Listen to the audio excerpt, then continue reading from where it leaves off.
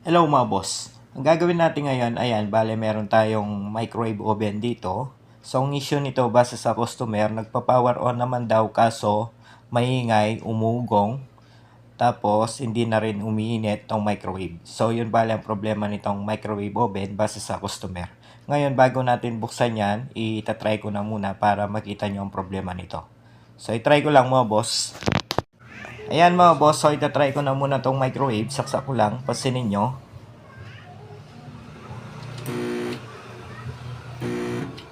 So napapansin nyo,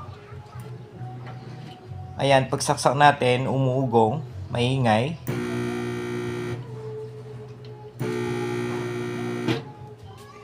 So nakita nyo mga boss, ayan, umuugong lang.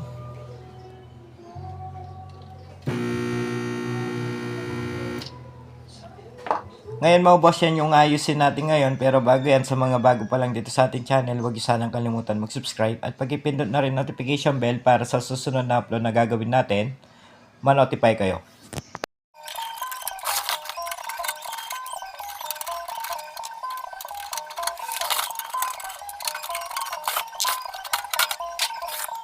So ayan, bale nabuksan ko na tong microwave. So sa mga beginners pala dyan, bale ito yung tinatawag na magnetron. Yan bale yung nagbibigay init dito sa microwave mo boss, yung tinatawag na magnetron na yan. So sa mga microwave oven, once na umugong or hindi umiinit, 80% to 90% madalas na nagiging problema yung magnetron na yan. So ngayon, yan yung alamin natin ngayon kung yan ba talaga ang problema.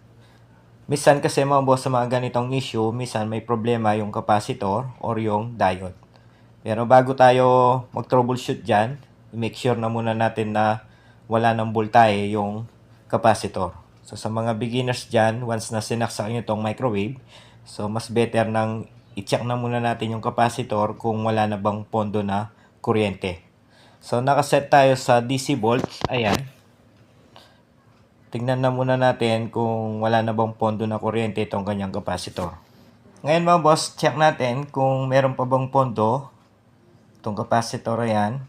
So nakita natin 0 volts. So it means pwede na tayong mag-troubleshoot dito sa microwave oven kasi safe na mga boss, wala ng pondo na kuryente yung capacitor.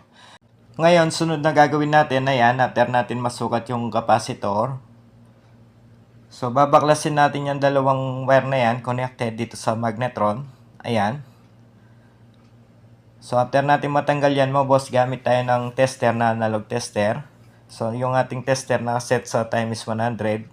Ayan. So, pwede rin sa times 1, times 10. Depende na lang sa inyo. Ngayon, test natin yung filament nitong magnetron. So, nakita nyo, meron tayong nakuwang resistance or pumalo yung ating tester. Ngayon, body ground dito sa magnetron to filament. Ayan. So, test natin. Ayun, meron rin tayong nakuwang resistance or continuity. Sa kabila. Ayun, ganun din mga boss, meron din. So, kapag ganyan, ibig sabihin sira na tong magnetron. Kasi grounded na yan. Meron tayong nakuwang resistance sa body to terminal nitong magnetron.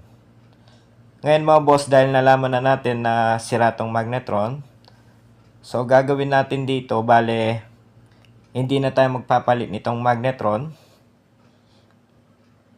So papalitan lang natin dito yung filament. Kasi pwede pa natin i-repair yan tong magnetron. Ngayon kasi meron na tayong nabibiling mga filament pagdating dito sa mga magnetron nitong microwave oven. Ngayon mga boss, pagkatapos natin ma-confirm na sira tong magnetron, ang problema dito yung mismong magnetron dahil grounded or shorted mga boss. So babaklasin na natin yan para yun na nga ma-repair na natin. So pagdating sa pagbaklas mga boss, bale ipo-forward ko na lang tong video para madali na tayo. So baklasin ko lang tong magnetron.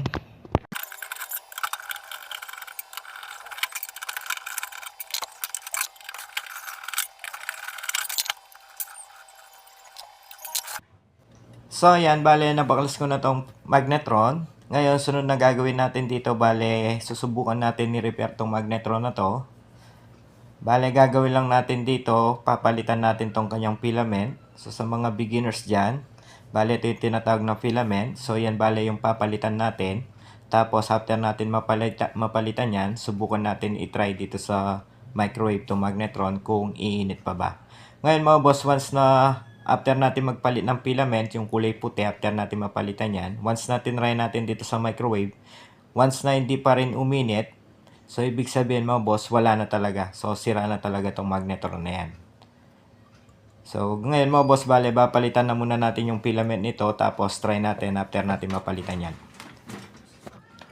Ngayon mga boss, bale, papalitan na natin yan or tatanggalin na natin yung pinaka-filament nitong magnetron. Sa pagtanggal dyan, gamit lang tayong flat screw. Unang gagawin natin dito, bale, tatanggalin na muna natin itong cover dito sa likod nitong magnetron.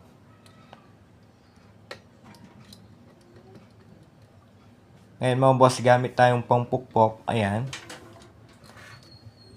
So dahan-dahan lang yung pagpukpok. Huwag yung piersado. Ayan. So, nakita nyo mo, boss, ayan. Bale, nabuksan na natin tong magnetron. Bale, ganyan yung laman nitong magnetron na yan. Ngayon, sunod, puputulin na natin yung dalawang coil na yan connected dito sa filament. So, i-cut natin mo, boss, sagad dito sa filament. Ayan. Ngayon, dito sa kabila. Ayan. Ngayon, after natin makat yung dalawang coil connected dito sa filament, so sunod naman natatanggalin natin yung mismong filament na yan. Ngayon mga boss, sa pagtanggal dito sa filament, ayan, gamit ulit tayong flat screw. Ayan, sungkitin lang natin hanggang sa matanggal yan mga boss. So marami naman paraan yung pagtanggal dyan. So ako, ganito yung technique ko sa pagtanggal dito sa mga filament nitong magnetron. Isang flat screw lang mga boss, ayan. Ayun. So, ganun lang yung pagtanggal dyan.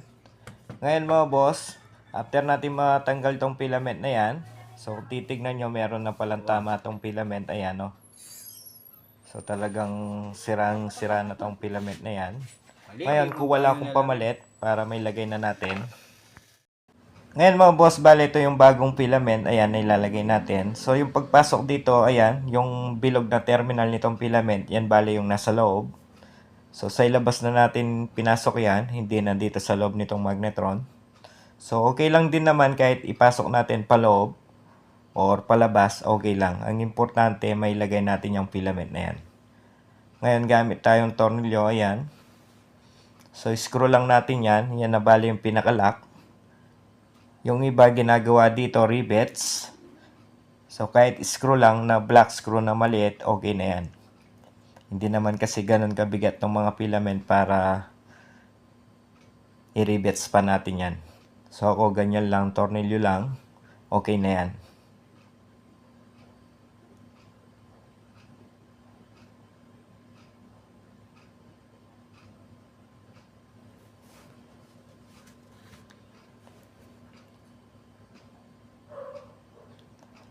Ngayon mga boss, bale, nalagyan na natin ng tornilyo itong filament. Ayan, okay na yan. Hindi na natin kukumpletuhin yung tornilyo.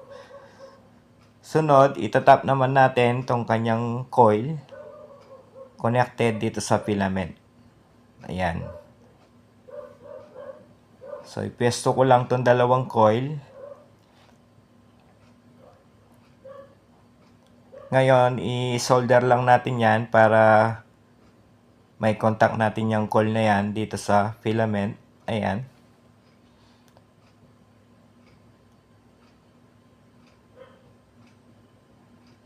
So, i-forward ko na yung pag-inang dito or pag-solder para madali na tayo mga boss. Papakita ko na lang sa inyo after kung may tap or may connect yung dalawang coil na yan to filament.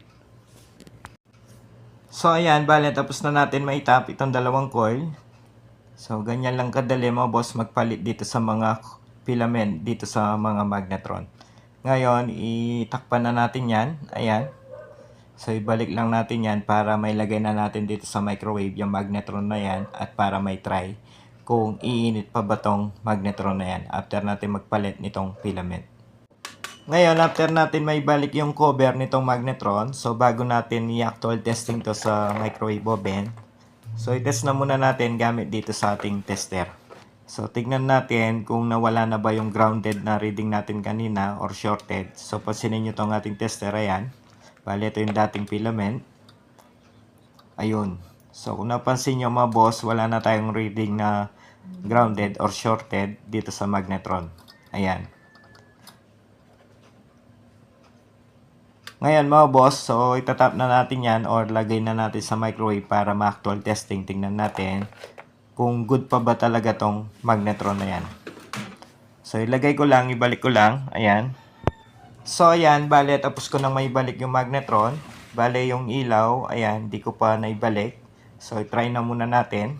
Bale, ito yung cover nitong kanyang ilaw. Mamaya na natin ibalik yan once na good na tong microwave.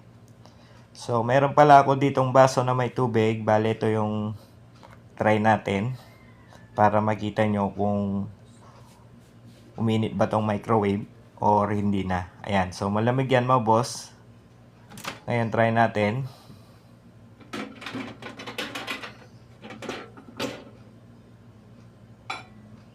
Ayan.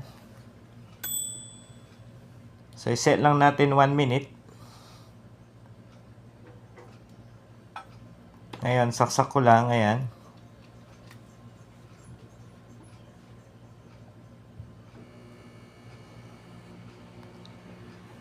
So, kung napansin nyo mga boss na wala na yung ugong na malakas.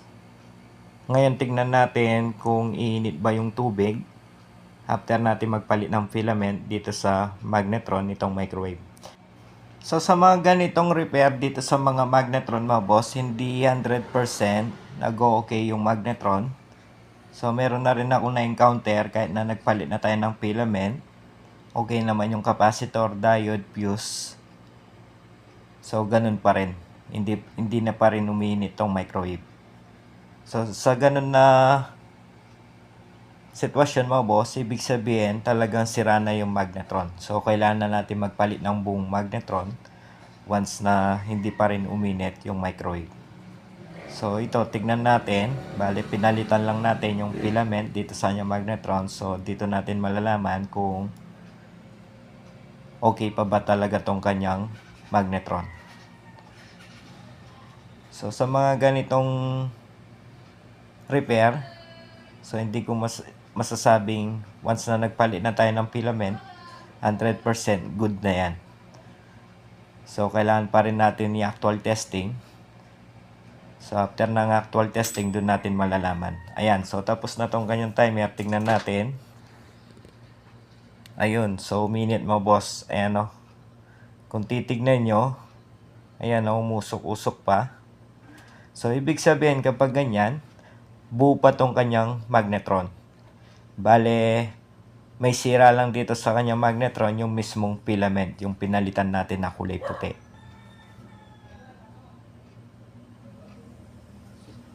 So, swerte pa yung mayari dito mga boss. Bale, ito lang yung tinamaan dito sa kanyang magnetron. Ayan, itong kanyang filament na tinatawag.